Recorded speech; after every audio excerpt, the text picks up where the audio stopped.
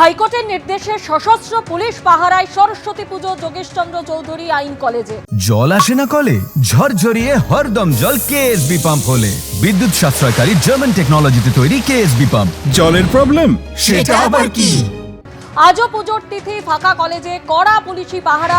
একই সঙ্গে পাশাপাশি আপনাদের সামনে তুলে ধরছি হরিণঘাটা দাসপোলডাঙ্গা প্রাথমিক বিদ্যালয়ের ছবি, যেখানে একইভাবে দেখা যাচ্ছে যে দেবীর আরাধনায় স্কুলের র্যাপ নামলো এবং লাঠিধারী পুলিশ রয়েছে, অর্থাৎ কিনা কড়া পুলিশি প্রহরায় সেখানেও চলছে সরস্বতী পুজো। পাশাপাশি দেখাচ্ছি যোগেশচন্দ্র চৌধুরী ল কলেজের ছবি, যেখানে আদালতের নির্দেশের পর কড়া পুলিশি প্রহরা। ঠিক গতকাল যে ছবি আমরা দেখে গেছিলাম, আজও কিন্তু একই ছবি। আজও পুজোর তিথি রয়েছে এবং সেই জায়গা থেকে কিন্তু কড়া পুলিশি প্রহরা আজও রয়েছে। এবং একই সঙ্গে হরিণঘাটার ছবিও আপনাদের তুলে ধরছি, এই প্রাথমিক বিদ্যালয়, সেখানেও কিন্তু পুলিশি প্রহরা রয়েছে এবং তার মধ্য দিয়ে কিন্তু ছাত্রছাত্রীরা স্কুলে আসছে এবং তারা প্রত্যেকেই একই কথা বলছে, এই ছবি বেনজির ছবি, ব্যতিক্রমী ছবি। এরকম সরস্বতী পুজো আগে তারা কখনো দেখেনি, যেখানে পুলিশি প্রহরায় সরস্বতী পুজো হচ্ছে।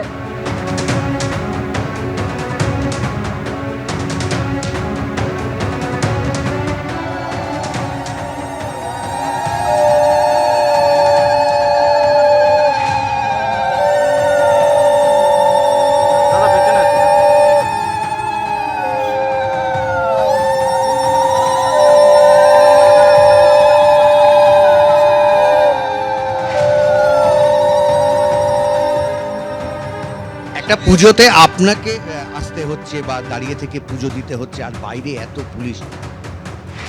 পুলিশটা আলাদা, পুলিশের ডিপার্টমেন্টের বিষয়, কিন্তু পুজো আজকে সব জায়গাতেই হচ্ছে, সব স্কুলেই হচ্ছে।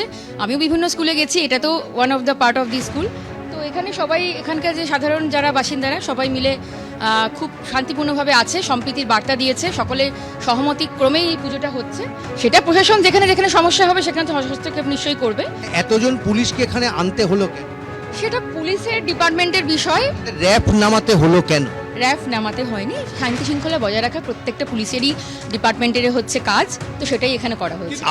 আপনার ভিডিও অঞ্চলে যে যে স্কুলগুলো রয়েছে, সেই স্কুলের মধ্যে কোথায় কোথায় পুলিশ নামাতে হয়েছে, র্যাপ নামাতে? সেটা পুলিশের কাছে তথ্য থাকবে বেশিটা জিনিসটা, বাকিগুলো পাইনি। এখানে একটা ইস্যু ছিল বলেই হয়েছে, কিন্তু সেটা মিটে গেছে। তার মানে একটা ইস্যু ছিল, হ্যাঁ, কিন্তু সেটা মিটে গেছে।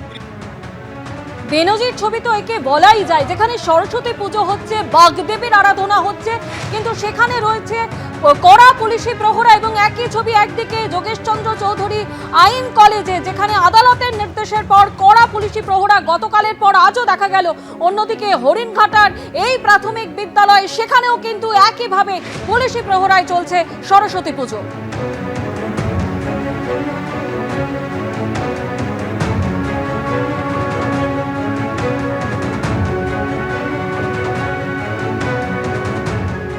মমতা বন্দ্যোপাধ্যায়কে প্রথমে আমি কংগ্র্যাচুলেশনস জানাবো, কারণ উনি যে স্বপ্ন দেখেছিলেন পশ্চিমবঙ্গকে পশ্চিম বাংলাদেশ বানানোর, তাতে উনি কিছুটা হলেও সফল হয়েছে।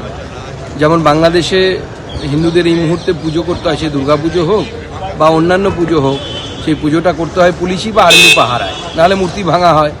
তো আজকে পশ্চিমবঙ্গেও সেটা করতে হচ্ছে, এবং যোগেশচন্দ্র কলেজ মানে মুখ্যমন্ত্রী স্বয়ং যেখানে ল পড়েছেন সেখানে। অতএব আমার মনে হয় মুখ্যমন্ত্রীর জন্য কংগ্র্যাচুলেশনস প্রাপ্ত। এবং বাংলার পরিস্থিতি কোন দিকে যাচ্ছে শুধু ওখানে নয়, নদিয়ার বনগাঁর যে জেলার যে স্কুলের সরস্বতী পুজো নিয়ে ঝামেলা হয়েছিল, যেখানে তৃণমূলের বুথ সভাপতি বলেছিল যে সরস্বতী পুজো করতে দেব না, সেখানেও আজকে র্যাপ নামিয়ে সরস্বতী পুজো করতে হচ্ছে। এটা বাংলার বাস্তবিক চিত্র। বাঙালি, বিশেষ করে আমি কলকাতার যারা ইন্টেলেকচুয়ালস আছে তাদেরকে বলবো, অ্যানালাইসিস করুন, কোনভাবে অ্যানালাইসিস করবেন, মার্ক্সীয় দৃষ্টিভঙ্গিতে অ্যানালাইসিস করে বলুন যে কেন যেখানে হিন্দুর সংখ্যা কমে যায় সেখানে সরস্বতী পুজো হয় না, সেখানে ভারতীয়ত্ব থাকে না, ভারতীয়ত্ব কমে যায়। এগুলো হচ্ছে নিজেদের মধ্যে একটা অসভ্যতা। যোগেশ চৌধুরী কলেজে আমিও পড়েছি, এর হলো অসভ্যতা। এখানে সবাই মিলে একটা পুজো করবে, এটার মধ্যে রেষারেষি, এ করবে ও করবে, এটা কেন থাকবে? সবাই মিলে একসাথে করবে। এটা সরস্বতী পুজো তো একটা আনন্দের দিকে, এবং ধর্মীয় অনুষ্ঠানের থেকেও সরস্বতী পুজো বাঙালির কাছে একটা কালচার।